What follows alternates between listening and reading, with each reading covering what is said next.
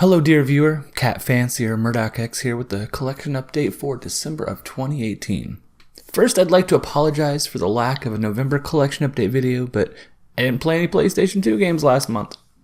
There were too many sweet modern games that had my attention last month, but now that it's December, I've dug back into the PlayStation 2 pile that I've been meaning to get through, and here are the new games that I've added to the collection.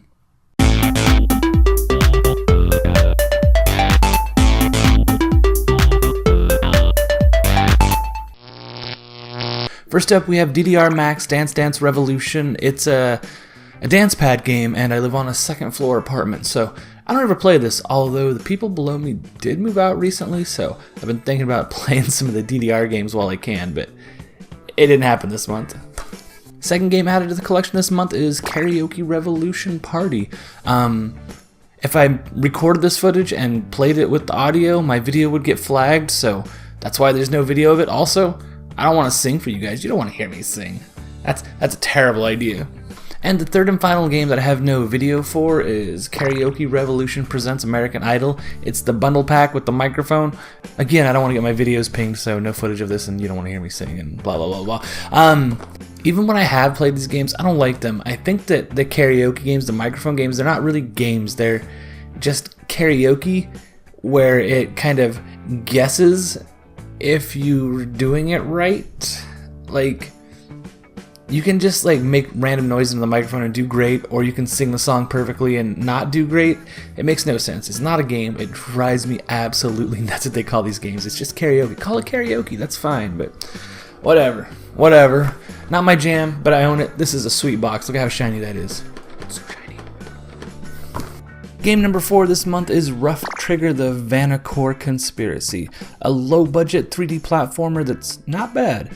It's not good either, but the game is fun enough. For some reason, the developers chose to have every action in the game delayed just a little bit. For a game that relies on combos and action, this is a terrible decision. If this game's speed were turned up just a little bit, it could be a good game, but as it stands, it's slow and dull. Oh, and the gun targeting is also frustrating. There's a way to lock onto enemies, but it's also slow and will not work if you don't sit through that delay. Oh man, Mega Man 7. I had heard that this game was bad, but geez, this is another example of a two-dimensional game trying to break into the 3D genre and messing it all up. This is on par with the bad Sonic games. It's not completely devoid of fun, but the 3D aspects are bad. One of the worst parts in this 3D realm is that you have to select what to fire at with just one button, and it's never clear what will be targeted next, so it feels like the game is randomly selecting what to shoot at, and it never picks what you want. I'm a little bit embarrassed for Capcom that this got released into the public. Shining Force Neo, the most forgettable hack and slash of them all. Well, for me it was. I barely played it. Maybe it gets better, but this game wasn't working for me at all. I got stuck in the beginning of the game where I was supposed to kill these spiders, but they're immune to normal weapons, and this guy told me to switch to a rod, which I thought I did, but it didn't work. There's no way that I missed any items in this stage, so I have no idea what went wrong here, but it took a boring game and made it feel broken, so I stopped playing. Next up is Top Gear Daredevil. I get nervous about games that seem to be based on British intellectual properties, as the shovelware for the PS2 in England is off the charts bad. That poor island was given the worst games, and this seems to be another one of them. It's a broken racing game that no one should ever play. I don't even know if it's related to the show. It doesn't look like it, but I never watched that show, so I don't know. The 8th game added to my collection this month is Taito Legends. I love Bubble Bobble games, so it's nice to see the first game and Rainbow Islands in this collection, but I've always been sort of against arcade game home releases. The whole reason home consoles took off is that they didn't require a constant stream of quarters to continue having fun. Games on home consoles began to realize this and stopped pushing for constant death in exchange for longer and more rewarding game experiences. On top of this, taking away the arcade room feel tends to make these games feel cheap. Now don't get me wrong, there are some truly great arcade games out there and some that can even be beat on a single quarter, but that list is very short.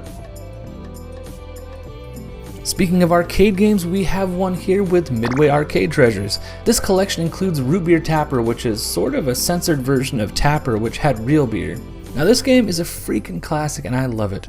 I spent a lot of time learning this game when it appeared on the Ready Player One movie website. In order to get a high score, you have to learn to manage the risk versus reward system of this game.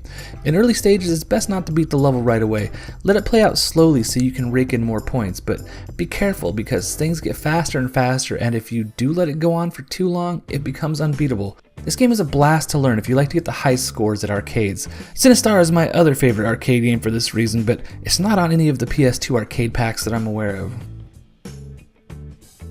Next up, we have Midway Arcade Treasures 2. I'm sure some people are happy to see Rampage and a couple of Mortal Kombat games here, but this selection just isn't for me. I did see SpyHunter though. I loved that game as a kid, and I'm horrible at it as an adult. I don't know how this happened. Speaking of SpyHunter, it got a sequel with the same name on the PlayStation 2.